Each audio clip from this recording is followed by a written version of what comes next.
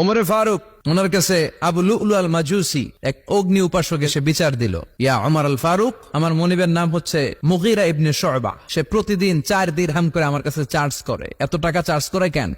উনি জিজ্ঞেস করলেন, তুমি কি কাম পারো? আমি খঞ্জর বানাইতে পারি। খঞ্জর চিনেন? ছোট্ট ছুরি, আরবরা পকেটে রাখে। ওমানের সুলতান কাবুসের ছবি দেখবেন, এখানে একটা খঞ্জর আছে। আমি খঞ্জর বানাইতে পারি। খঞ্জর বানাতে পারো? মদিনায় তো কেউ বানাতে পারে না, তুমি খঞ্জর বানাইতে পারো? তুমি তো অনেক টাকার মানুষ মিয়া, তোমার মনিব তো অল্প টাকায় চার্জ করছে, এটা দিতেই হবে। আবু লুলু কয়, ওমর তুমি সবার জন্য এত নরম, আমার জন্য গরম, তোমার আমি বুঝাবো। সে বাড়িতে যে একটা খঞ্জর বানালো, মাকবাদাতুহু ফি ওয়াসাতিহি, যে খঞ্জরের হ্যান্ডেল হচ্ছে মাঝখানে, 2 দিকে ধারালো ছুরি। এটা ধার দেয় আর কয়, ওমর তোরে আমি বুঝাবো। প্রতিদিন ধার দেয়। সাইয়েদনা ওমরে ফারুক মসজিদে নববীর ইমাম, ওয়াকানু ইউসাল্লুনা বিগালাস, তখন ওনারা অন্ধকারে নামাজ পড়তেন আউয়াল ওয়াক্তে। আমরা তো দেরি করে পড়ি, সুন্নাহ অনুযায়ী আগে আগে পড়া ভালো। আপনি মসজিদুল হারামে গেলে দেখবেন যে কত আগে ফজর পড়ে, ফজরের 1-1.5 ঘন্টা পরে সূর্য ওঠে, ঠিক কিনা? তো সে একবার ছদ্মবেশে ফজরের সময় প্রথম কাতারে যে হাজির, আসলে কিন্তু মাজুসি, সূর্যের পূজা করে। খঞ্জরটা নিয়ে এসে দাঁড়ালেন। ওমরে ফারুক ফজরের সময় ঢুকলেন, বললেন আকিমিস সালাহ, একামত দাও। একামত দেয়া হলো। ওমরে ফারুক আল্লাহু আকবার বলে অন্ধকারে ফজরের সালাত শুরু করলেন।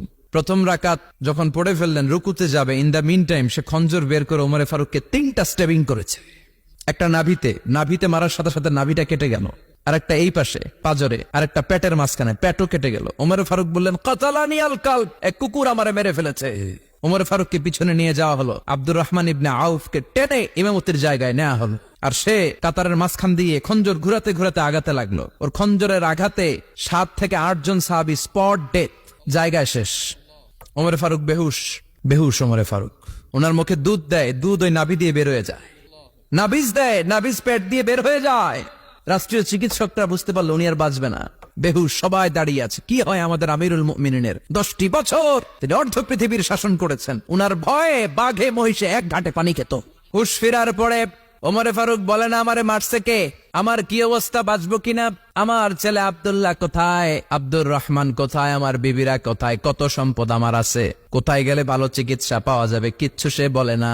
হুশ ফেরার পরে ওমরে ফারুকের প্রথম প্রশ্নটা ছিল, আসল্লান্নাস, আমার দায়িত্বে, আমার নেতৃত্বে যে ফজরের একটা নামাজ শুরু হয়েছিল, এটা কি ঠিক মতো শেষ হয়েছিল? আসল্লান্নাস, মানুষের নামাজটা পড়ছিল, 1 রাকাতের দায়িত্ব পালন করতে পেরেছে, এরপর হুশ নাই। বাকি 1 রাকাতের কি হয়েছে? মুসল্লিদের কি হয়েছে? সালাতটা ওয়াক্ত মতো হয়েছে কিনা? আসল্লান নাস, এটা ছিল ওমরে ফারুকের প্রশ্ন। সুবহানাল্লাহ কইবেন না? আউয়ালু মা ইউহাসাবু বিহিল আবদু ইয়াউমাল কিয়ামাতি আস-সালাহ, কিয়ামতের দিন সর্বপ্রথম হিসেব নেওয়া হবে নামাজ। বিশ্বনবী ইন্তেকাল করবেন, রূহ বের হয়ে যাচ্ছে, 2-3টা শব্দ বললেন, এর মধ্যে একটা ছিল আস-সালাত, উম্মতেরা নামাজ।